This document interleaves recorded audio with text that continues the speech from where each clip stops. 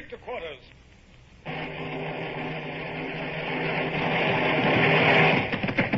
Run out the guns. Stand by the starboard battery. One broadside into it, if you please, Captain Bush.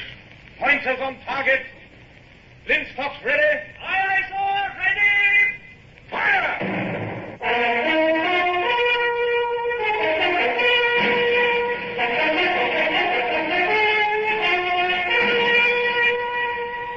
Presenting Michael Redgrave as C.S. Forrester's indomitable man of the sea, Horatio Hornblower.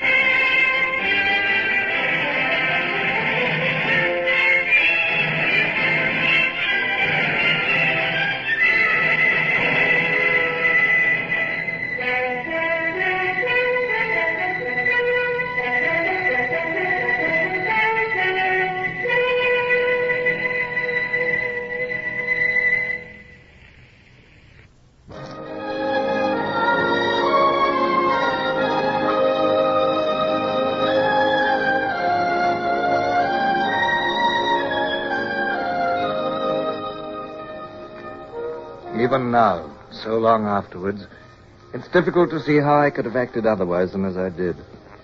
I was still a naval officer, and it was my duty to harry the enemy of my country as far as lay within my power. Yet this pitiful little guerrilla war of mine in the forests and the valleys of the upper Loire was obviously a losing battle. And as we plodded through the sullen heat over the forest track, I felt that the end was near. Of our gallant army, there were only 30 men and 2 women left. And the men were as exhausted and dispirited as myself. Horatio, your feet are so blistered you can hardly walk. Why do you not take my horse for a while? Oh, no, my friend, Monsieur le Comte. You're more exhausted than I am. I am younger. Besides, it's not fitting that the King's Lieutenant General should hobble through the forest like a woodcutter. Who stands yonder, where the tracks cross, eh? Antoine, one of the advance guard. He is pointing. What is this, Antoine? Ah, I can see it. It's a peasant hanged from a tree. There's a placard on his chest. It is a proclamation by General Clausen calling on all Frenchmen of the Nivernais to rally to Bonaparte. No, it's worse. Do not let the men read it. It offers pardon and freedom to any who desert the king's cause. I'm afraid they already know, my friend. They found a similar proclamation while we were ahead yesterday. The amnesty lasts for 3 more days, after which any rebels will be shot at sight. Any village offering us help will be burned, and its inhabitants shot. Somehow we must keep them together for 3 more days. After that, they will fight for their lives. Are you and I, Monsieur le Comte, included in the amnesty? We are expressly excluded. The last sentence reads, exceptions to the amnesty are the Comte de Grasset, his daughter-in-law, the Vicomtesse de Grasset, and the Englishman known as Lord Hornblower, who is required to pay for a life of crime.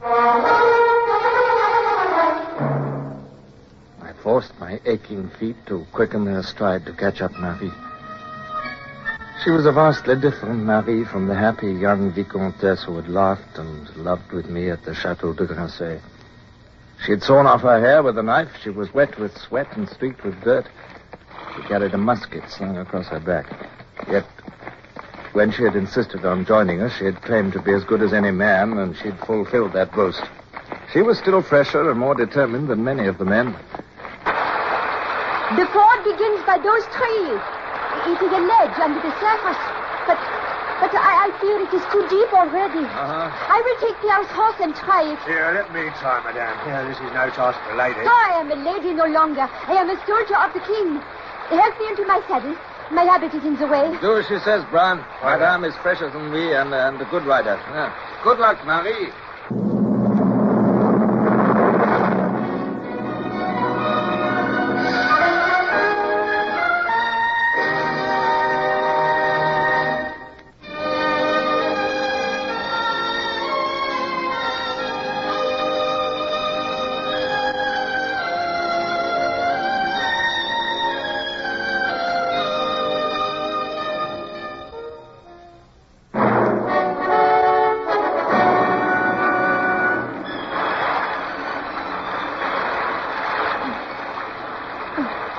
I am sorry. The river is impassable. It is lucky the horse was strong enough to swim ashore. Yes. I could not have fought the current. Well, I did not wish you to try, but it would have been useless to argue with you, Marie, but... Well, there's nothing to do but follow the river until we find a boat. We cannot stay here. Very well, men, then.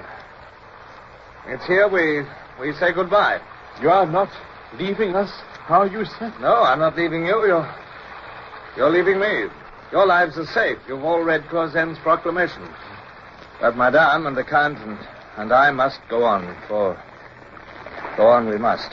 And we'd still go on, even if we need not. But we shall return. Remember us when you're in your homes. One day we shall call on you again to thrust down the tyrant. And now, one last cheer for the king. Vive le roi! Vive le roi! Vive le roi!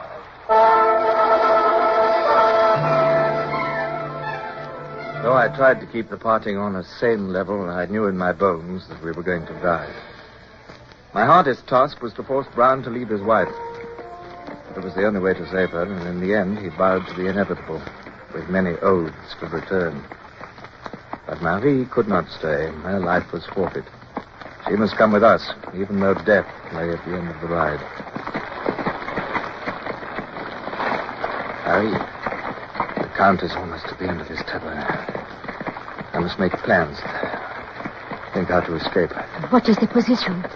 Is there a column close to us? As far as I've gathered from our scouts, Clausen's columns are spread round us in a half circle. So, there are troops behind and to the sides, yes. And the river in front. Yes. Behind us is a half column of the 14th Leger. They must have been ordered to pursue us direct while the others head us off. Let us keep along the river bank a little longer, and then we'll rest till dawn and try to make a crossing.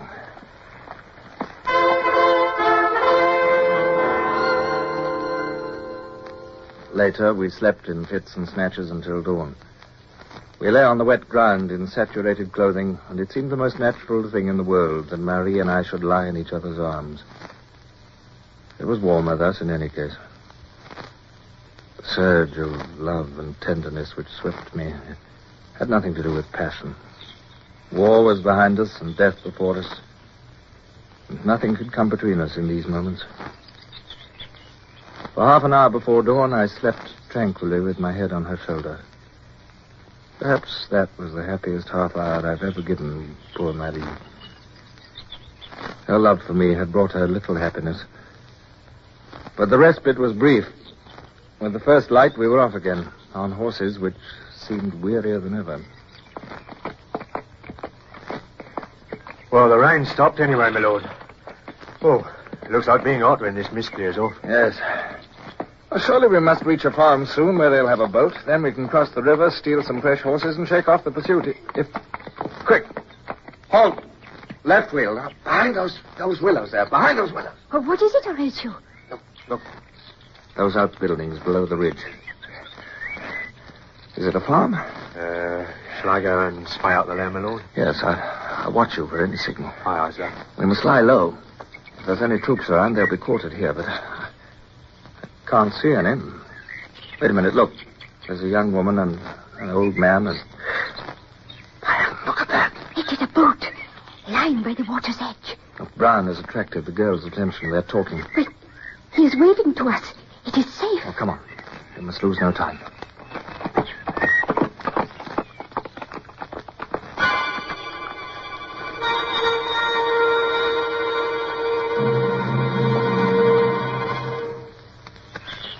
It's all right, my lord. The frogs was here yesterday. Cavalry. Uh-huh. Them same hussars we beat last week. Oh, they left here yesterday morning, so the old man here says. Oh, very well. Well, then there's no time to lose. Let's get the boat launched. The boat? Less, my lord, I wish you could launch it. Why? What's the matter with it? Here, just look at this, my lord. Someone's been at this boat with an axe. The bottom smashed in 4 places.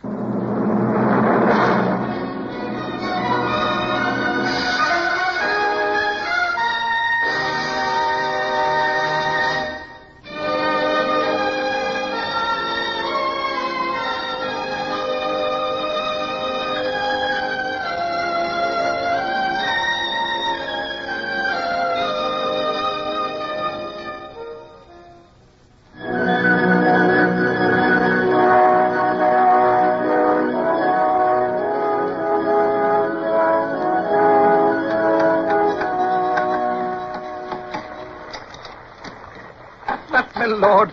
How shall I get my boat back if you take it? We shall only cross the river. You can come with us and bring it back yourself. Oh, I shall be shot for helping you. The hussars will come back. They always do. Oh, be quiet, you old pessimist. We're busy. The fact is, old cock, you can't help yourself. You might get shot if you help us, but you will get shot if you don't. Now, this is war, and don't you forget it. Oh, hello. Here's Madame riding back. What is it, Marie? Hussars! Coming along the main road from the south. About 20 of them, I should think. They'll come down here. They always do. We must ride off and hide. Come on. But the repairs on the boat, sir. They'll see them. Well, there's no time. We must risk it. Right, sir. Now, listen, Holden. If the hussars come here, you tell them it was you that was repairing the boat, see? Oh, come along. Come, back to the hollow behind the willows where we hid before. Come on, swiftly now.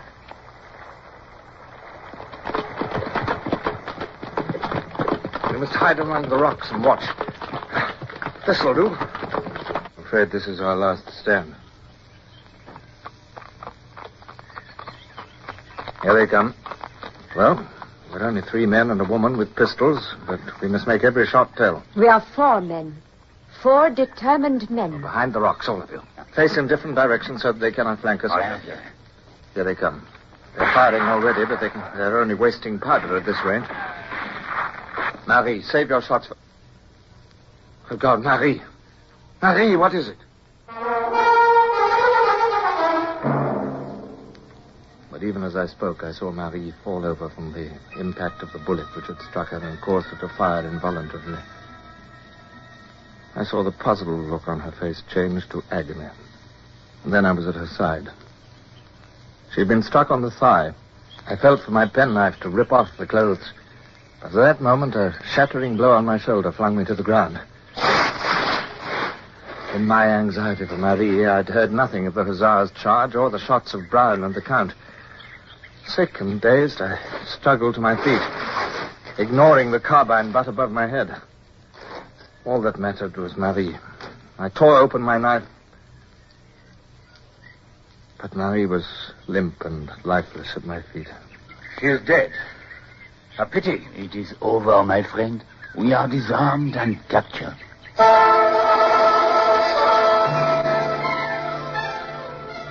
The court-martial will try you this evening. Wait, this man, Brown, he is a prisoner of war. You cannot try him. He is a sailor of His Britannic Majesty's Navy doing his duty under my orders. He fought on the side of rebels. Under my orders. He's not amenable to court-martial. Well, does you credit to speak for him? I will take this matter into consideration. A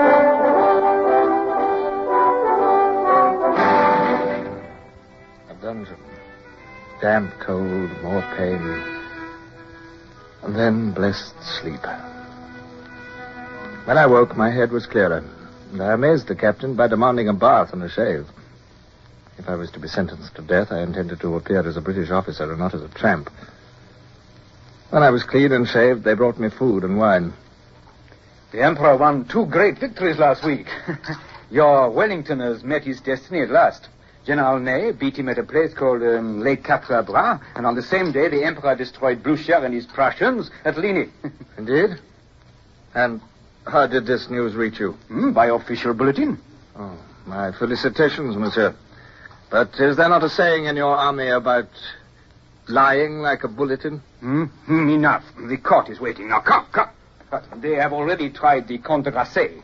He is to be shot at dawn tomorrow.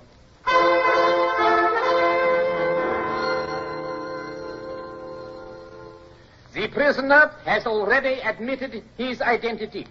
He is Horatio Lord Hornblower, Commodore of the British Navy. It only remains to submit to this court the verdict of a court-martial held on June the 10th, 1811, wherein this said Horatio Hornblower was condemned to death for piracy and violation of the laws of war. I must request that the death sentence be enforced. Lord Hornblower, it is the sentence of this court and the order of this military commission that you shall suffer death by shooting at dawn tomorrow, immediately after the execution of the rebel Grasset. I beg your excellency's pardon, but pirates are hanged, not shot. 'Tis the order of the commission that he be shot. Remove the prisoner. Thank you, Your Excellency. I'm ready.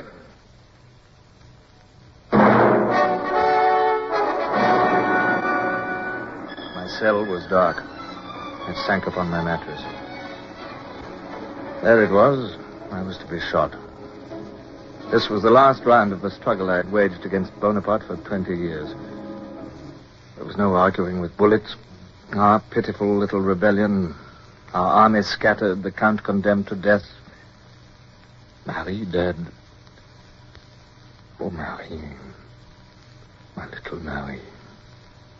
She had loved me, and my folly had killed her. And Barbara, what would she think of her late husband? She would guess why I had come to France, would guess at my infidelity, and be hurt. What a shambles I had made of my life. What had I brought to all my friends and loved ones but pain, dishonor, and death?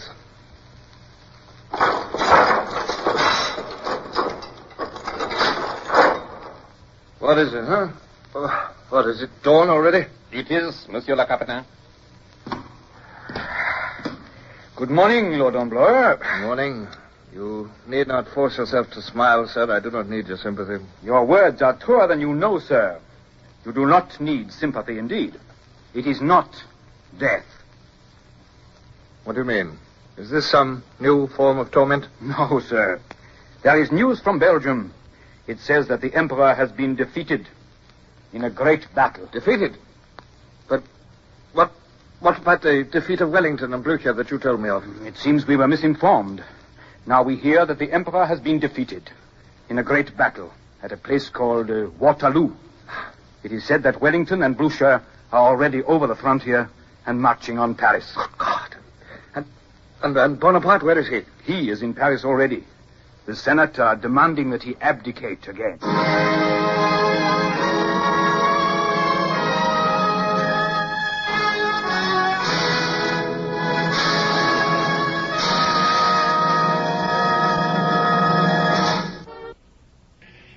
Horatio Hornblower, starring Michael Redgrave, is based on the novels by C.S. Forrester. Music composed and conducted by Sidney Torch. Produced by Harry Allen Towers.